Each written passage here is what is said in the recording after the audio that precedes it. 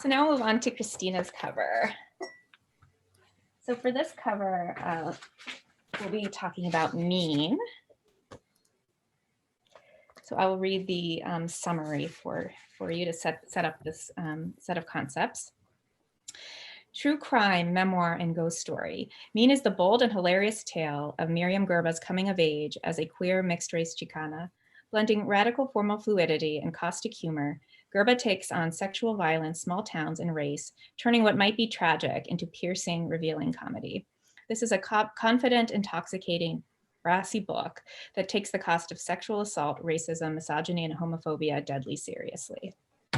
So that's the summary of the book. Folks listening, you should buy both The Remainder and Mean. They are excellent. Highly recommend it. So here's the art direction, the sort of high level sum up of the art direction. So I wrote that two feminist artists of the 1970s are important to Miriam's narrative. Images of their work are descriptively conjured and set an aesthetic tone. Ana Mendieta in her Silhouette series and Hannah Wilkie. Both artists created photographic artwork that is body-centric and largely works with these motifs: absence, disappearance, decay, hollows, feminine textures, the female grotesque, female objectification, eros that is weird. So these are some sources of possible inspiration for the cover work. Miriam listed three cover examples that could serve as possible aesthetic matches. Those were The Argonauts by Maggie Nelson, Michelle T's Black Wave, and Excavation by Wendy Ortiz. There were some word associations as part of the brief as well: mean, vicious, cruel, tragic, heavy, funny, weird, Californian, intimate, revealing. And there were also color associations, particularly black and white and pink and gray. So it's very interesting to go back.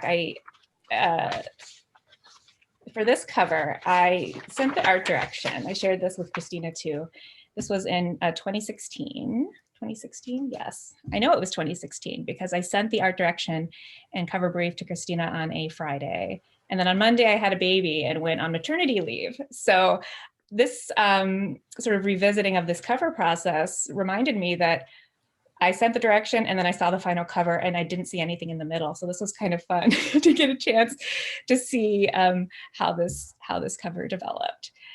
So we'll go ahead and then pass this to you, Christina, and you can show us the concepts you came up with.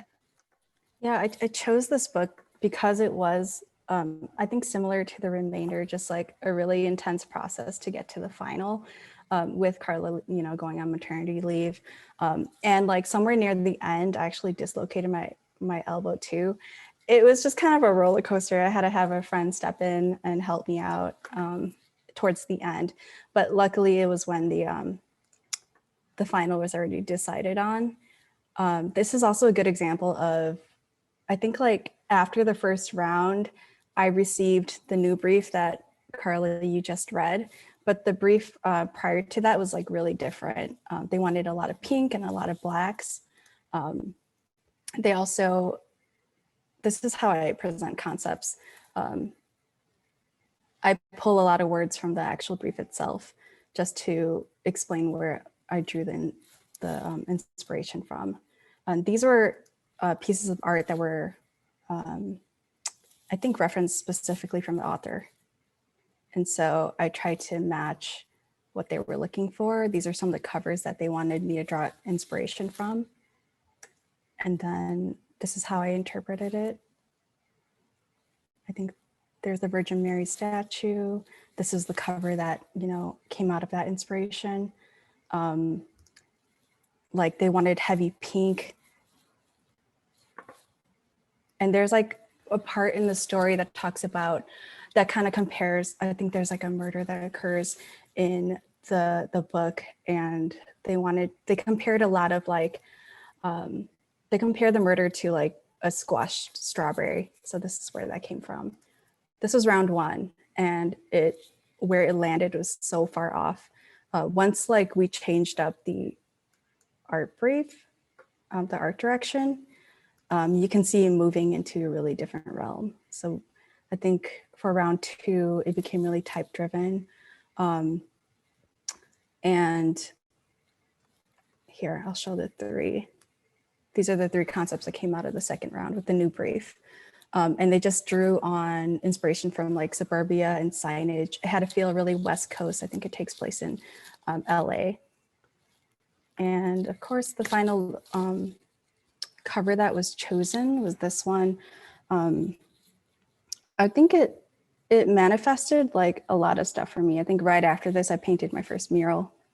I also went to LA for the first time, and on Venice Beach, I found its doppelganger. Like, it was just like really cool how, and this book cover like came like 4 months prior to that. And it's just kind of cool how it showed up in life like a little bit later. I posted this and the author actually responded to the tweet. So that's always kind of cool too, when the authors actually respond. So you mentioned that a friend had to step in to help you with some elements when you dislocated your shoulder. What were those elements? Yeah, I tried to go snowboarding for the first time. And it was actually pretty final already. It just had a lot of retouching to do. So my friend stepped in and added in a lot of the texture on the walls. And that's pretty much it. They just did a lot of color correcting and retouching, but the cover was already chosen, everything, the layout was already pretty much finished.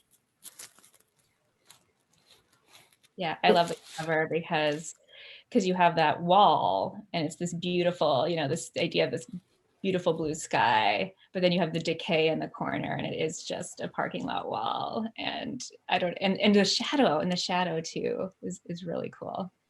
Yeah, I think the author wanted to, I think the inspiration that it came from was they wanted to, like the facade of safety. Mm-hmm. And this was like kind of a perfect metaphor for me, just like a fake blue skies. And just like you said, showing the decay and the really stark shadow of like, you know, yeah, evil and danger kind of lurking. Mm-hmm. Yeah, and thinking about those, because I reached out to, so Kelly is the woman who was filling in for me while I was on maternity leave, and we're still colleagues, and she's a Twin Cities editor. And I reached out to her to see if she could send me the background on sort of the rounds, just so I had some more information. It was very, because I was very educational, and it was very fun to kind of go back there. And when I was revisiting this, I just realized, and this was 2016, and thinking about, you know, the change from round 1 to round 2 and looking at the original art direction. I said this to Christina as much right before we started this presentation. I was like, wow, like, you know, your first round concepts absolutely match the direction. And what I realized, I was like, my art direction for this particular cover, it was, I should have asked additional questions of the author, because the 3 covers that were used as inspiration and then the corresponding text, while they were overlapping, there were elements, I think, that I could have clarified in the art direction if I had asked more questions about the way, I could have asked more questions that had more nuanced art direction based on that, because there was a little bit of a disconnect in the words, you know, the description and the I would say the adjective used to describe the book and the color inspiration from the example covers that the author sent. And one of the things I've learned over the years as I've been doing this work is that, you know, asking questions when there's any sort of seeming contradiction in the art direction from any party, whether it's marketing team or author or editors, that asking questions will get us closer to where we need to be. So always learning. And that's part of what makes this process fun for me too. And I learn so much from our designers, and I'm always inspired by them too. So thank you so much, Christina.